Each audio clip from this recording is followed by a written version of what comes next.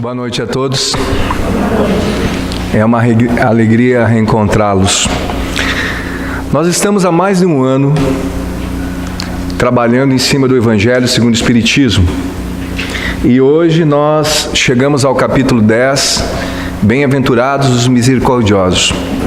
E é um capítulo tão especial que eu vou pedir licença para o departamento doutrinário da instituição e eu vou me demorar nele 3 encontros. Esse mês, o outro e o outro. Porque ele é muito profundo, muito interessante, e eu acho que é um bálsamo para todos nós ainda a caminho de um processo de crescimento, ainda com as nossas imperfeições, mas querendo melhorar. Então eu acho que é um capítulo muito importante. A questão da misericórdia. Essa bem-aventurança que Mateus anota no capítulo 5, onde diz assim: bem-aventurados aqueles que são misericordiosos, porque eles próprios obterão a misericórdia. Mateus, capítulo 5, versículo 7. Aqui nós estamos trabalhando as bem-aventuranças. E nós viemos trabalhando as bem-aventuranças dentro do Evangelho segundo o Espiritismo há alguns meses já. Então a misericórdia é profunda. Aí diz assim, uma outra anotação de Mateus já no capítulo 6.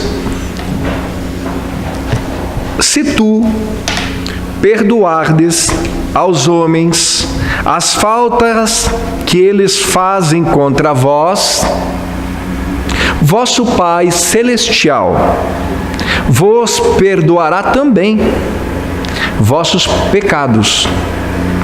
Mas, se não perdoardes aos homens quando eles vos ofendem, vosso Pai também não vos perdoará os pecados. Se encontra no capítulo 6, versículo 14 e 15.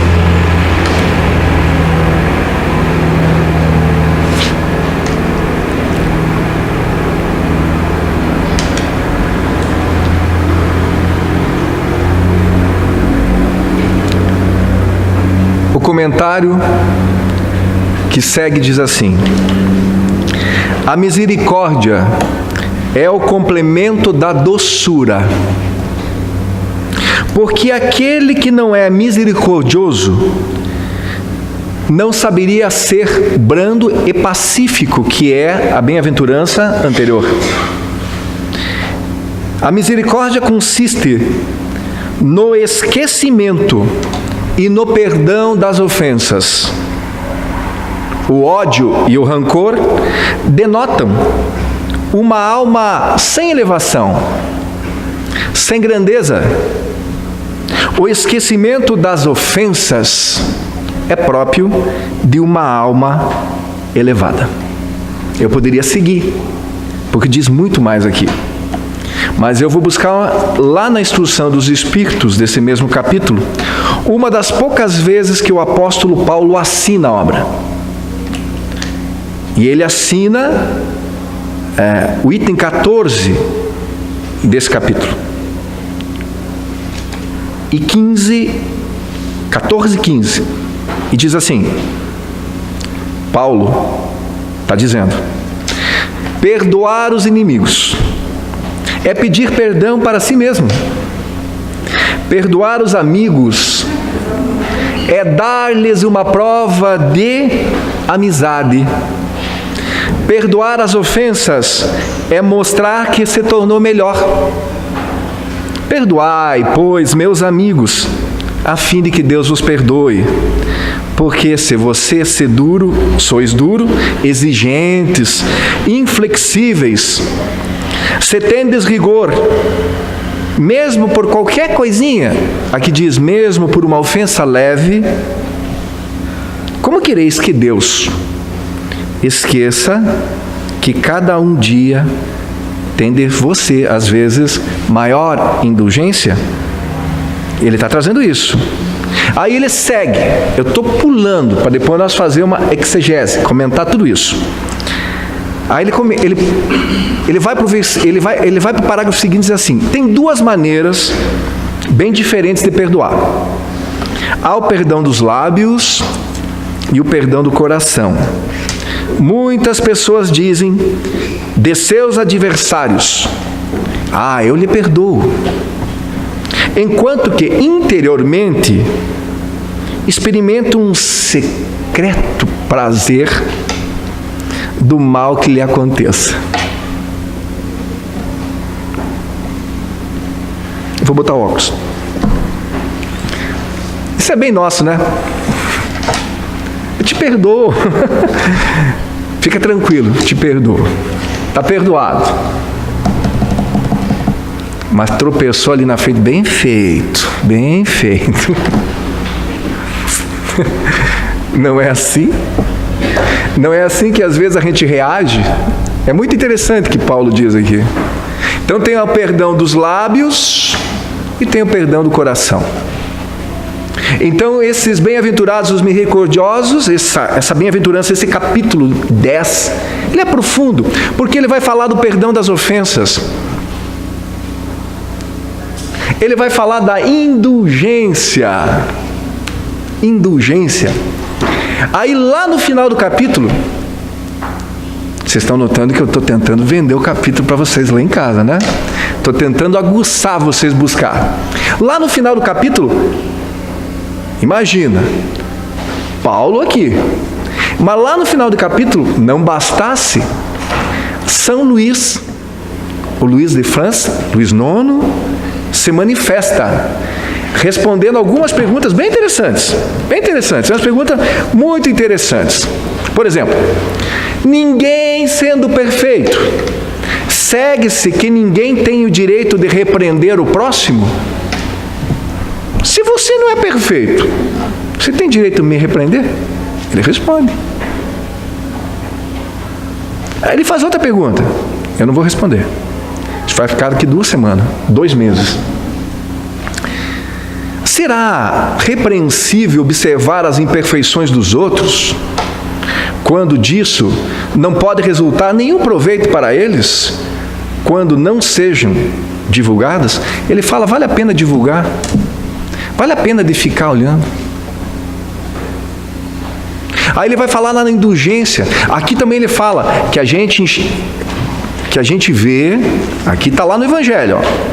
Olha só que interessante esse capítulo. O argueiro e a trave no olho. E aqui eu vou mudar. A gente enxerga um cisco no olho do outro e não vê uma trave que está no seu. Quer dizer, a gente enxerga um mínimo defeito nos outros e não tem coragem e elevação suficiente para olhar para si. Aí perde viagem. Porque você não veio aqui para ser juiz da vida dos outros, ou diretor da vida dos outros. Você veio aqui para iluminar teu coração, para se tornar melhor, tem que olhar para você.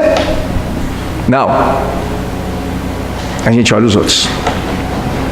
Então é um capítulo profundo, maravilhoso. Essa questão da misericórdia. Se a gente quer misericórdia, nós precisamos ser misericordiosos. Porque quem não é misericordioso, não adianta nem ajoelhar e pedir. Porque é uma questão de ação e reação.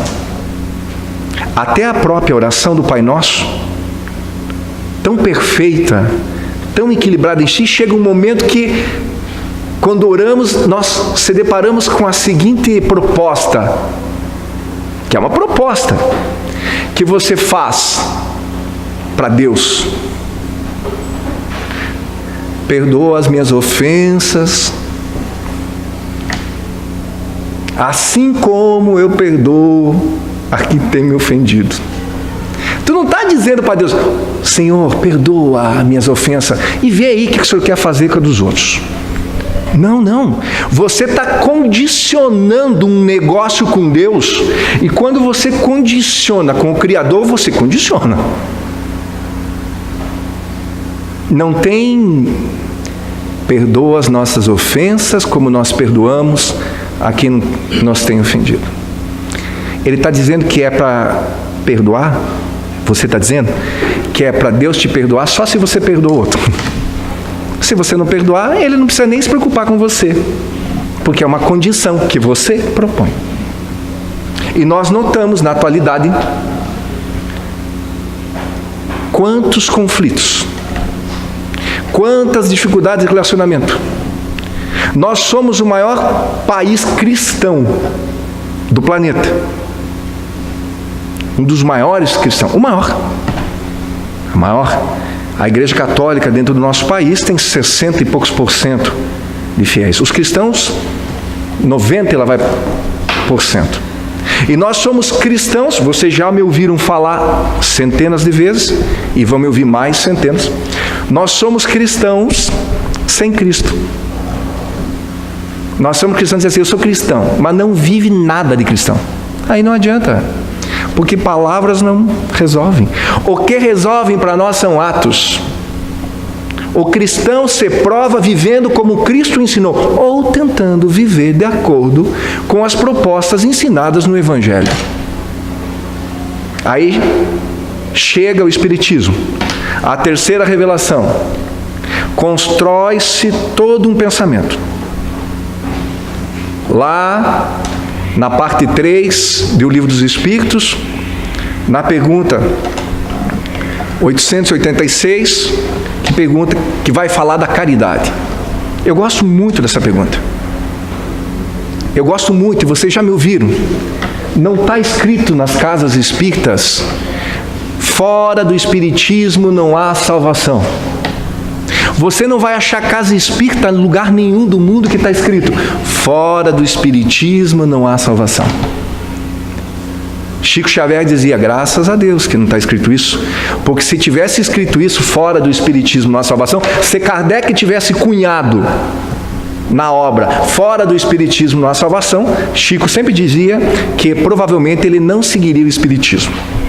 Mas não é isso que está cunhado na nossa doutrina, principalmente no capítulo 15 do Evangelho segundo o Espiritismo, que é fora da caridade não há salvação. Não é fora do Espiritismo, é fora da caridade. Aí vem uma pergunta: o que é caridade? Conforme, olha a pergunta do professor, o que é caridade conforme entendia Jesus? Porque se estão dizendo que fora da caridade não há salvação, Allan Kardec pergunta, então o que é caridade? Mas assim, ó, segundo Cristo. Eu quero saber o que Jesus pensa de caridade. Se caridade salva, eu quero entender o que é essa caridade. Aí é interessante, porque dá em cheio nesse capítulo.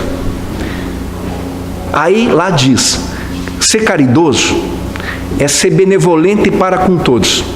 Ser bom com todo mundo. Todo mundo é todo mundo.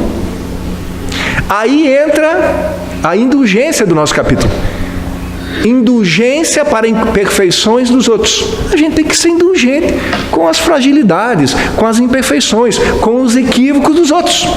E o terceiro, fundamentando, diz, e o perdão das ofensas. Então, se fora da caridade não há salvação e você quer salvar-se da única potência que pode te fazer mal, porque só tem uma potência no universo inteiro que pode fazer mal para você, é você mesmo.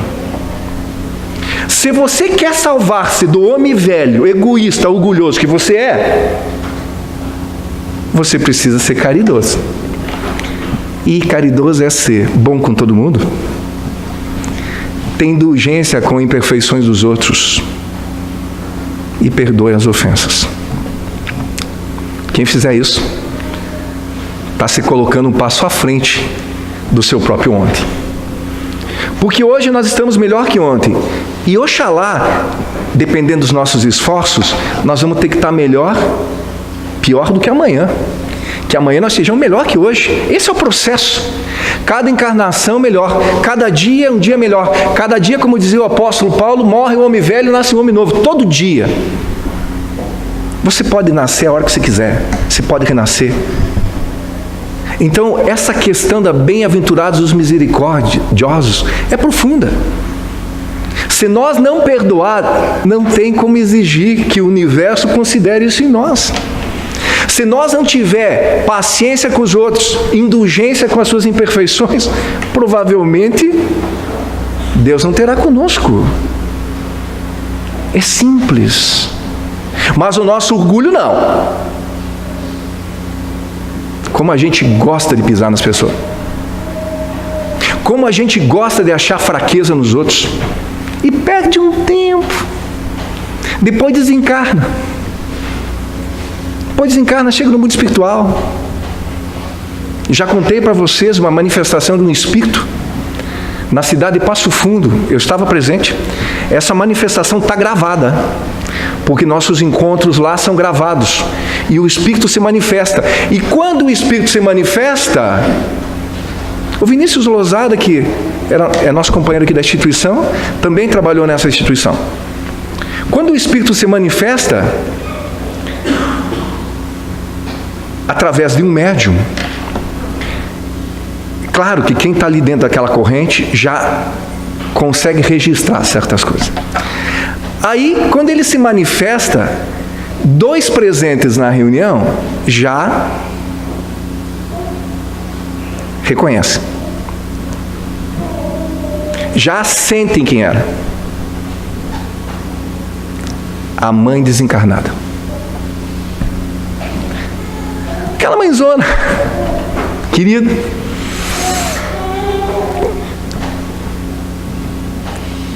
Dez térmicas de chimarrão durante o dia. Pipoca. Mandolato. Novela. Vigia da vida dos vizinhos. Só isso. Defeito em todo mundo. Aí os jovens indo na casa espírita, o casalzinho na casa espírita, o filho e a filha. O que vocês vão fazer lá? Perder tempo. Desencarnou. E eu vou dar uma coisa para vocês. Eu vou contar uma coisa para vocês, não sei se vocês já sabem. Vocês todos vão desencarnar um dia. Eu também. E aí nós vamos ter que ver a realidade. Sem mentiras. Nós conosco. Porque vocês não acham que tem um espírito cuidando de nós, aí o que nós fizemos durante o dia? Tropeçou! Não tem um espírito cuidando de nós, anotando um escriturário. Não. Porque senão teria que ter um escriturário do escriturário. E do outro também. Claro que não. Na doutrina espírita, onde é que está escrita a lei de Deus? Na consciência. Tudo que a gente faz fica marcado em nós. É em nós. A única pessoa que pode fazer mal para nós, lembra que eu falei? Quem é que é? É nós mesmos. Aí desencarnou a vovó lá. E ela se manifestou. Eu nunca mais vou esquecer. Porque eu tenho usado essa fala, pedir permissão para a instituição para poder ficar com uma cópia e pedir permissão para poder contar o relato. Senão não estaria falando.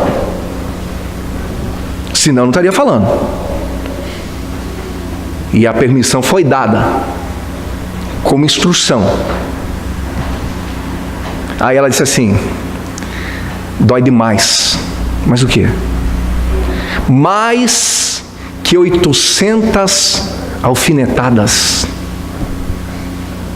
punhaladas, a dor que eu sinto.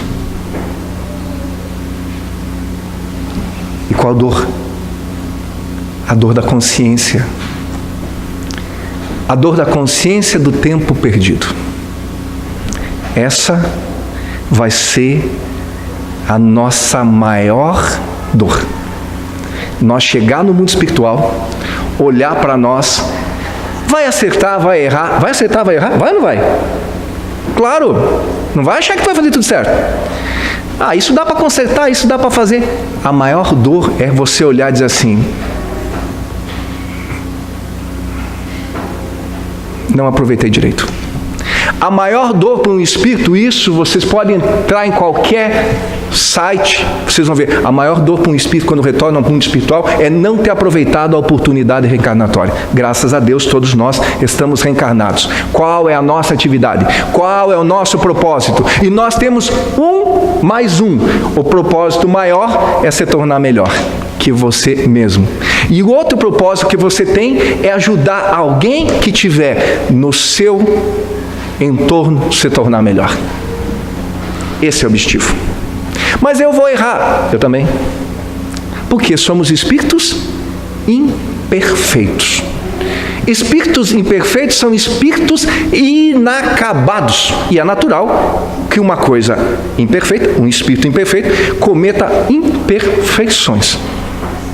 Mas Deus, a misericórdia, diz assim, que um ato de amor cobre uma multidão de pecados. Aí ele fala, no cêntuplo.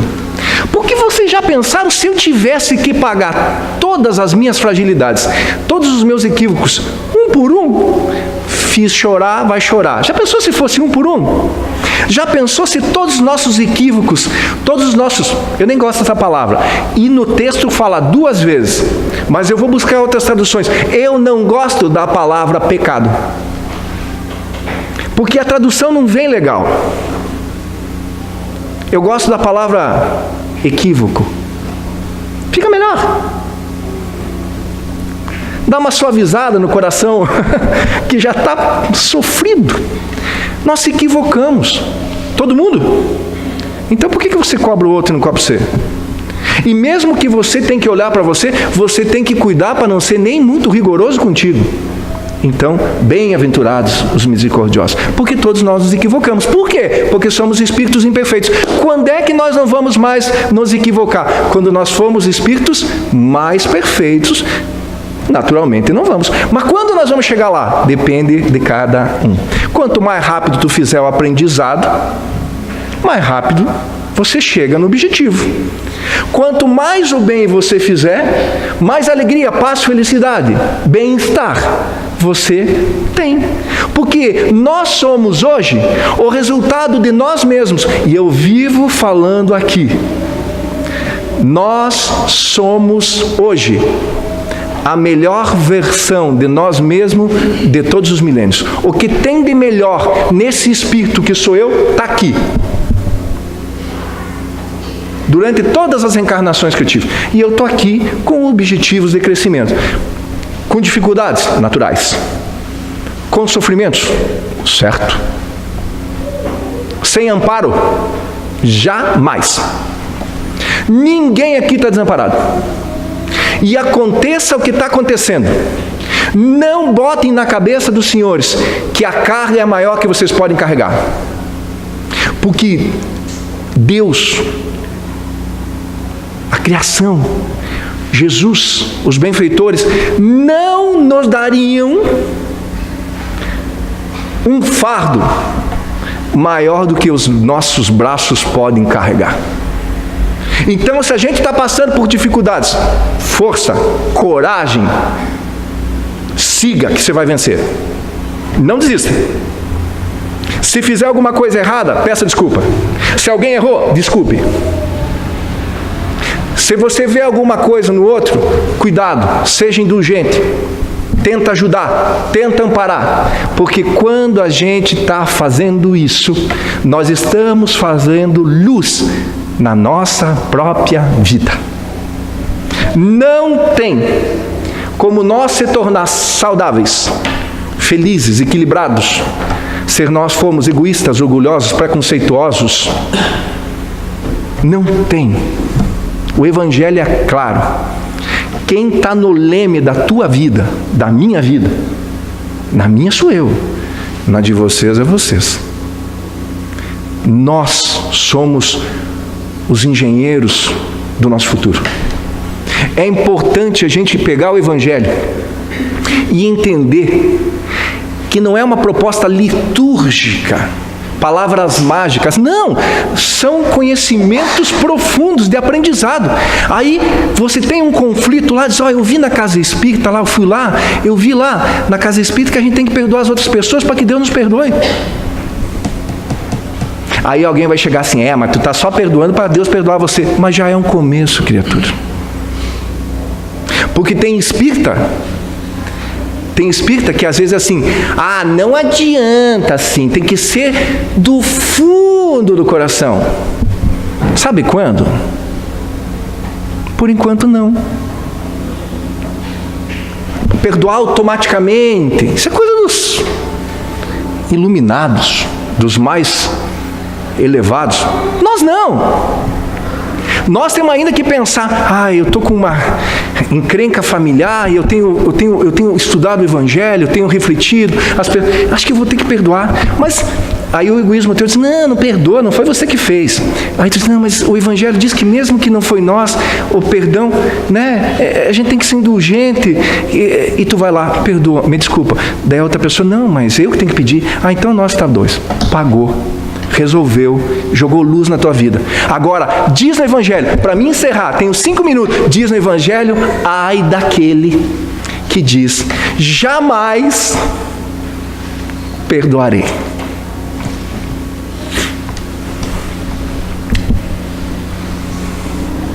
Eu não quero ser tão dramático, mas posso ser? Vocês me perdoam? Vai sonhar com a criatura toda noite.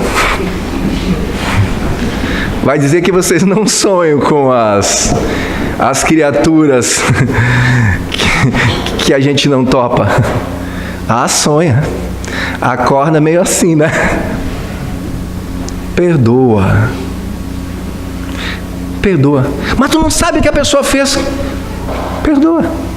Ela fez porque ela não podia te dar nada melhor do que ela te deu. Como é que tu exige de uma pessoa o que ela não tem para dar? As pessoas só podem te dar o que elas têm para dar. Se a pessoa é preconceituosa, se a pessoa é grosseira, o que ela vai te entregar? Rosa colombiana? Petardo, meu.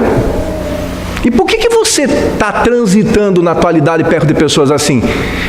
Educativo, para aprender a perdoar, para aprender a tolerar, para aprender a ser indulgente. Mas eu não sou assim. E tem pessoas que dizem assim, comigo é assim. Eu tenho uma pessoa que eu gosto muito, que ela, comigo é assim, pisou nos meus calos, eu gosto muito, eu fico imaginando os calos da criatura. Eu tenho imaginação fértil. Comigo é assim, pisou nos meus calos, não. Escreveu, não leu, pouco meu. Eu digo, ai, Senhor. Um dia ela acorda. Mas geralmente quem vai acordar essa criatura não vai ser a consciência tranquila. Quem vai acordar essa criatura e quem nos acorda geralmente é a professora chamada dor. A dor nos acorda. E a gente começa a entender